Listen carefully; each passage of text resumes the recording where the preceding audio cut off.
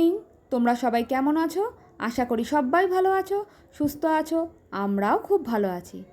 তা দুদিন ধরে ভিডিওটা দিচ্ছি না, তোমরা হয়তো বুঝতেই পারছো। শরীরটা একদমই ভালো নেই। আর বাইরে এত বৃষ্টি কি বলবো, সে তো আর থামার নাম নেই। জানি না এই বৃষ্টিতে এখন বলছে শনিবার অবধি টানবে, জানি না কবে কি হবে। আবার তো বলছে পুজোতেও বৃষ্টি হবে। তা ভালো হোক, কিছু করার নেই। আর ঘরগুলো সে স্যাঁতস্যাঁত করছে। তার মধ্যে আমার হলো গিয়ে পটি আর বমি। বমি হচ্ছে গিয়ে একবারই হয়েছে, কিন্তু এত দুর্বল হয়ে পড়েছি তোমাদের আর কি বলবো। মানে ঘুম থেকে উঠে যে মেয়েটাকে স্কুলে পাঠাবো সেটাও ইচ্ছা করছে না। আর দেখতে পাচ্ছ গাছের পাতাগুলো, রোদ না পেয়ে গাছের পাতাগুলো কেমন হলুদ হয়ে গেছে, শুকিয়ে শুকিয়ে যাচ্ছে। ওদেরকে মাঝে মাঝে একটু রোদ দিই, সেটাও দিতে পারছি না। দেখো ঘর দোরের অবস্থা কি, তোমাদের কি যে বলি, আর ভালো লাগছে না গো কিছু। কত কষ্ট করে জানো তো এই ছোট ছোট মানি প্ল্যান্টগুলোকে, ছোট্ট ছোট্ট এই যে ফেব্রিকের শিশিগুলোতে রেখেছিলাম। ভেবেছিলাম একটু একটু বড় হবে, কি ভালো লাগবে, একসাথে সব কটাকে রাখবো। কিছুতেই বাঁচাতে পারছি না, রোদই পাচ্ছে না। তারা কি করে বাঁচবে বলো? আর একবার যদি বিয়ে হয়ে যায় তা কি আর বলবো, মা বলো বউ বলো সবাই তার দিকেই তাকিয়ে বসে থাকে। আমরাও ছোটোবেলা আমাদের মাদের দিকে হয়তো এরকম তাকিয়ে বসছিলাম। কেউ একটুখানি বোঝে না যে মায়ের শরীর খারাপ হয়েছে। দেখো ঠিক তোমায় করতেই হবে।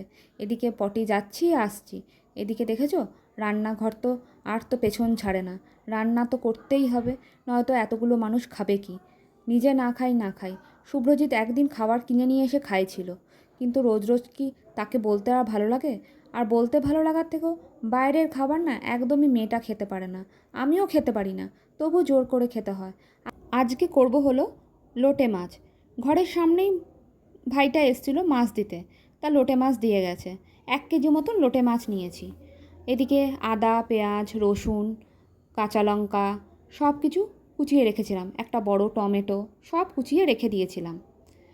আর এদিকে পরিমাণ মতন পেঁয়াজ নিয়ে নিয়েছি, লঙ্কা সব কিছু দিয়ে দিয়েছি তেলের মধ্যে। আর এদিকে নুন হলুদ দিয়ে মাছটাকে একেবারে বসিয়ে দেবো। একেবারে একটুখানি যখন ভাজা ভাজা পেঁয়াজটা হয়ে যাবে, পেঁয়াজ আদা রসুন সব, আর আদাও নিয়ে নিয়েছিলাম কুচি কুচি, সবই কুচি কুচি করে নিয়েছি। আদা পেঁয়াজ রসুন আর কাঁচা লঙ্কা আর একটা গোটা বড় টমেটো সবই কুচিয়ে নিয়েছিলাম। এটাকে এখন একটুখানি ভাজা ভাজা করব। খুব ভাজা ভাজা করব না, যেহেতু ঝুড়ো লোটো ম্যাচ করব, সেজন্য পুরো ভাজা ভাজা করব না।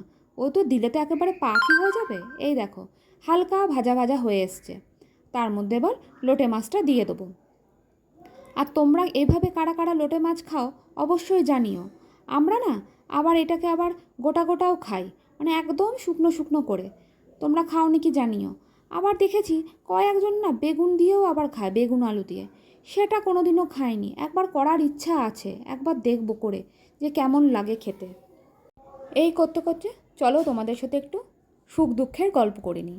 সুখ দুঃখের গল্প বলতে, যতই তুমি যা করবে না কেন সংসারের জন্য, কোনো কিছুতেই তুমি মন পাবে না, কারোই না, কারোই মন পাবে না।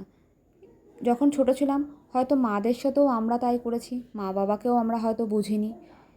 আর ঠিক বিয়ে করে সেটাই দেখছি, কেউ বোঝে না।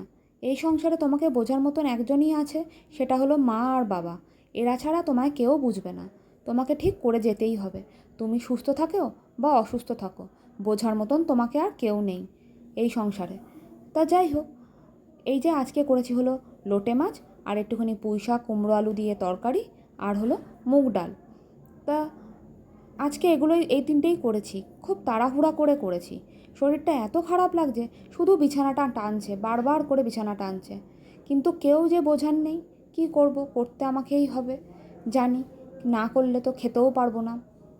তা যাই হোক, তাড়াতাড়ি করে খাওয়া দাওয়া করে একটু রেস্ট নেবো। আর এইদিকে না ওদের দুজনকে তাড়াতাড়ি উঠিয়ে দিয়েছি। ওরা আজকে গুনগুনো কলেজ যায়নি, আর আমার মেয়েও আজকে স্কুলে যায়নি, সেজন্য ওরা তাড়াতাড়ি উঠে পড়তে বসে পড়েছে। তা ওদেরকে ইচ্ছা করে তাড়াতাড়ি উঠিয়ে দিয়েছি যে তোরা তাড়াতাড়ি করে বস বাবা, তাহলে আমার একটু ভাল লাগবে। এদিকে তো শুভ্রজিৎকে বলেছি তুমি একটুখানি ঘরদোর গুছিয়ে দাও বা কিছু। ও আমাকে 1 বোতল 1 লিটারের 1 বোতল না করে দিয়েছে হলো ইলেকট্রন জল, দেখো, আর ওষুধ নিয়ে এসে দিয়েছে। আর শুধু খেতে বলছে এগুলো খাও আর শুয়ে থাকো। শুয়ে থাকলে চলবে বলো? আর দেখতে পাচ্ছ গুনগুনের এগুলো সব ব্যাগ, বইপত্র জামা কাপড় চারিদিকে শুভ্রজিৎ ছড়িয়ে রেখেছে। আর এদিকে গুনগুনের জামা কাপড় আছে দেখেছো, পরার ইয়েতেও তাকেও অবধি মিঠি আবার রেখে দিয়েছে চাদর। আর এদিকে দেখো খাটের অবস্থা, কি বলবো তোমাদেরকে, তাই একটু দেখাচ্ছি যে ঘরের একদিনের মধ্যে মানে কয়েক ঘন্টার মধ্যে এরা ঘরটার অবস্থা দেখো। শুভ্রজিৎকে বলেছি বাইরের জামা কাপড়গুলো যেগুলো একটু শুকিয়ে গেছে তুমি একটু ঘরে মেলে দাও না কোথাও একটু, একটা দড়ি কিন্তু টানালেই কিন্তু হয়ে যায় না। দেখো ওষুধপত্র যেদিকে যা পেরেছে, দেখো রেনকোট রেখেছে হলো গিয়ে ল্যাপটপের ওপর, কি বলবো ঘরের কি অবস্থা। কদিন ধরে একদম ভিডিও করা হচ্ছে না, শরীরটা খুব খারাপ ছিল। তা তোমরা হয়তো দেখেছো দুদিন ধরে আমি ভিডিও দিচ্ছি না। তা যাই হোক, আজকে দিলাম, শরীরটা একটু ভাল লাগছিল তাই। আর জানোই তো ঘরে যদি মানে মহিলারা পড়ে যায় তা কী অবস্থা হয়, মানে মেয়ে এদিকে, এদিকে হাজবেন্ড, এদিকে আবার দিদির মেয়েও তো তোমরা জানো আছে, তা কী অবস্থা হয়েছিল ঘরে। তা আজকের জন্য এখানেই শেষ করলাম। তোমাদের যদি ভালো লেগে থাকে একটা like comment share and subscribe করতে একদমই ভুলো না। আর কমেন্ট করে অবশ্যই জানিও যে ভিডিওগুলো তোমাদের কেমন লাগছে। আর যারা সাবস্ক্রাইব করেছো তাদেরকে মানে অসংখ্য ধন্যবাদ।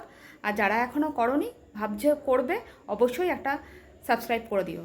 তা এখনকার জন্য এখানেই শেষ করলাম। তোমরা সবাই ভালো থেকো, সুস্থ থেকো, সাবধানে থেকো আর সকলকে ভালো রেখো। তা এখনকার জন্য টাটা, গুড নাইট।